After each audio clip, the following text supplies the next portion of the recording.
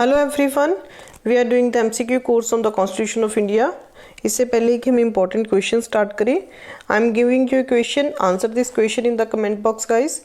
After the passing of the Supreme Court Number of Judges Amendment Bill 2019, the number of judges of the Supreme Court are increased from 32, ठीक है। अभी कितने total number of जजेस of supreme court हैं जो कि increase कर दिए गए थे 30 से, पहले 30 होते थे बाय द नंबर ऑफ जजेस amendment bill. So answer this question in the comment box. So let's start with our MCQs guys. Our first question is the President of India is elected. Our options are by way of people representation. B option is by an electoral college consisting of the elected members of both the houses of the parliament and by the representatives of state and central and state legislature. C option is directed by the people. D option is the Prime Minister appoints him. So what is the answer to this question guys? The answer is the President of India is elected by an electoral college consisting of the elected members of both the houses of the parliament and by the representative of state, central and state legislature। ठीक है, article 54 जो है constitution of India का, that deals with the president of India कि कैसे elect किया जाता है। So it is elected by दोनों जो हाउसेज हैं, ठीक है, Lok Sabha Rajya Sabha, by the members of elected members of both the houses of the parliament and by the representative of central and state legislature.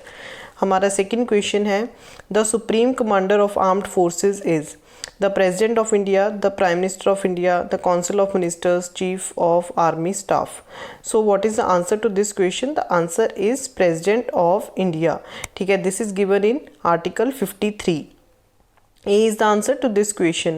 हमारा थर्ड क्वेश्चन है, the president of India can be removed by way of impeachment which can be made only by the Supreme Court, by the Rajya Sabha, by the members of Lok Sabha and Rajya Sabha cannot be impeached.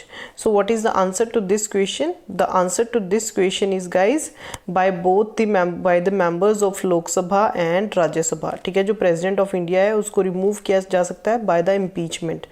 So which can be made, कौन कर सकता है उसको? सिर्फ दोनों houses के members कर सकते हैं by the members of Lok Sabha and Rajya Sabha।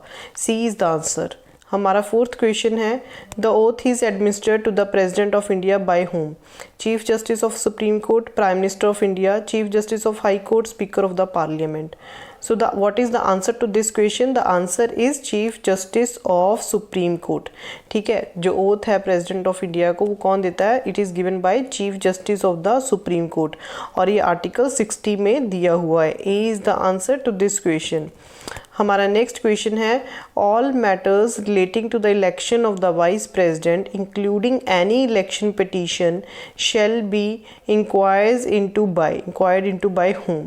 Election tribunal specifically constituted for the purpose, supreme court, a committee constituted for the purpose of by Rajya Sabha, any high court where the petition is moved. So what is the answer to this question? The answer is B option, that is Supreme Court।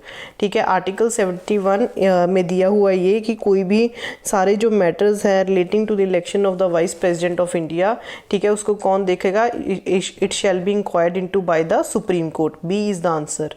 हमारा sixth question है, the ex officio chairman of the council of states is the president of India, speaker of Lok Sabha, vice president, none of the above. So what is the answer to this question guys? The answer is vice president of India. C is the answer.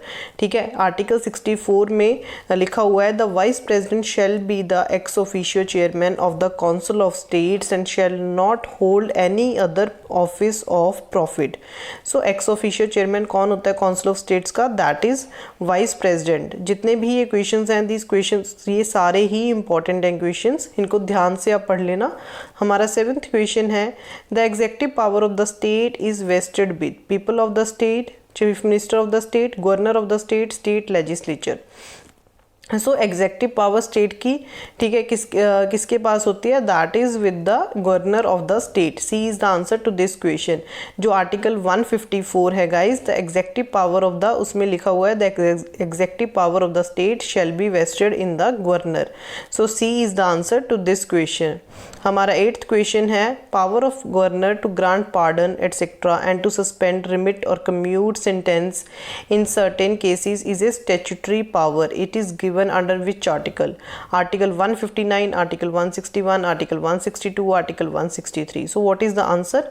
ठीक है, जो governor के पास power है pardon grant करने की, suspend करने की, punishment को रिमिट करने की या कम्यूट करने की सेंटेंस, तो वो कौन से आर्टिकल के अंडर दी हुई है ये चीज़? It is given in article 161।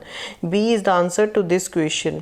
हमारा 9th क्वेश्चन है, a person who holds or who has held office as president shall not be eligible for re election, be eligible for re election as president, be eligible for re election as president after the gap of 1 term, be eligible for re election as president after 10 years of vacating the office.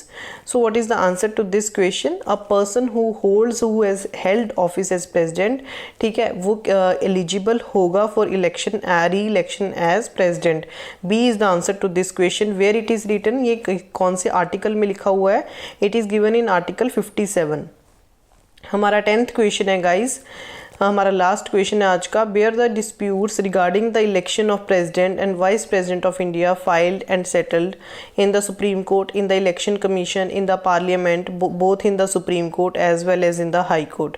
So what is the answer to this question? The answer is in the supreme court. ठीक है, कोई भी dispute है regarding the election of president और vice president of India, वो कौन settle करेगा? Bye the supreme court. In the supreme court ये सेटल होगा। सो ये कौन से आर्टिकल में दिया हुआ है? ये आर्टिकल भी बहुत ज़्यादा इंपॉर्टेंट है, रिमेंबर दिस आर्टिकल।